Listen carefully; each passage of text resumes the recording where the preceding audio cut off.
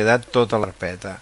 En indicar aquesta adreça, veureu com automàticament ja us apareix la pàgina d'instal·lació. En aquest moment podem escollir l'idioma català si ens interessa fer la instal·lació en català i li indiquem següent.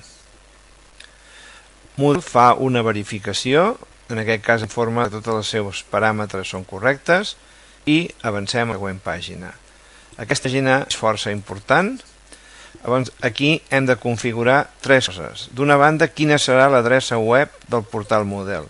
Aquí haureu de corregir i va fos.xtec.net i després tot el vostre nom d'usuari xtec/Moodle.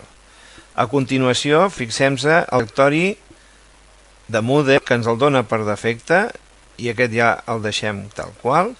I el directori de dades, aquí heu de llegir HTML igual que dalt i el Moodle Data el deixem igual. Un cop indicat aquestes tres dades, indiquem següent. Bé, si ens accepta les dades vol dir que ho hem dit correctament. En aquest moment també és important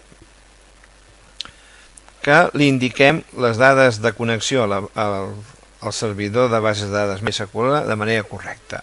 Escolliu tipus MySQL, servidor localhost, base de dades, aquí heu de canviar, aula over, vosaltres heu de posar el vostre nom d'usuari, xtec, usuari heu de repetir el vostre nom d'usuari xtec, contrasenya heu de posar la contrasenya que tingueu com usuaris a xtec,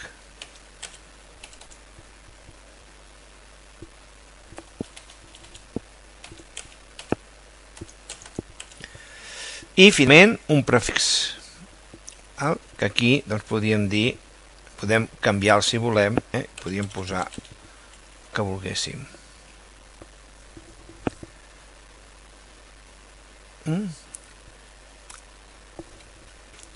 Continuant amb la instal·lació, ens indicarà si detecta algun tipus de conflicte. Com podem veure, ens indica correctament a tot i que ens fa algunes recomanacions.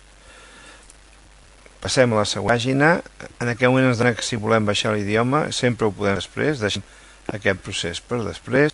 Següent, ens informa que ha creat el fitxer de configuració, s'anomena config.php, molt important la creació d'aquest fitxer que contindrà la informació per inicialitzar el model. Continuem.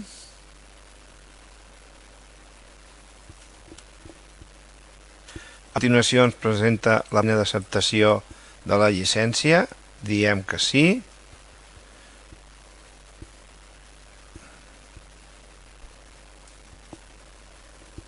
A continuació passem a la primera pàgina de llibreries instal·lades.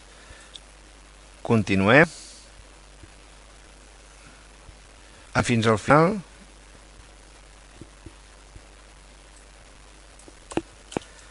Anem fins al final, quan ja estan totes continuem el procés d'instal·lació de llibreries que durarà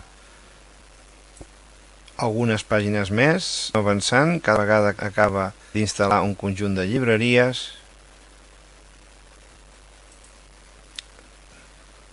Com estem veient, anem avançant en la instal·lació de diverses llibreries. Encara anem avançant en aquest procés. Finalment arribarem a la pàgina on indicar les dades de l'usuari administrador. Podem indicar unes dades provisionals i les enviem. A continuació, les dades que heu de tenir en compte és contrasenya, que sigui fàcil que us en recordeu. Si voleu posar nom al usuari administrador, els cognoms. Important recordar de posar un correu que rebreu qualsevol incidència en la plataforma. Després, recordeu d'omplir la ciutat i el país. Això és suficient, podeu deixar tots els altres si no us canviem. I accedem, doncs, aquest administrador. Això se'ns presenta la pàgina inicial, la portada, on posarem el nom que nosaltres al campus o el que volem a l'aula, aula virtual. Un nom curt, pot ser A, B baixa, i aquí inclouríem una petita explicació del que seria el nostre portal. De moment deixem tot el més estàndard i avancem. I un cop superat, aquí tenim la nostra primera entrada al portal Moodle que acabem d'instal·lar.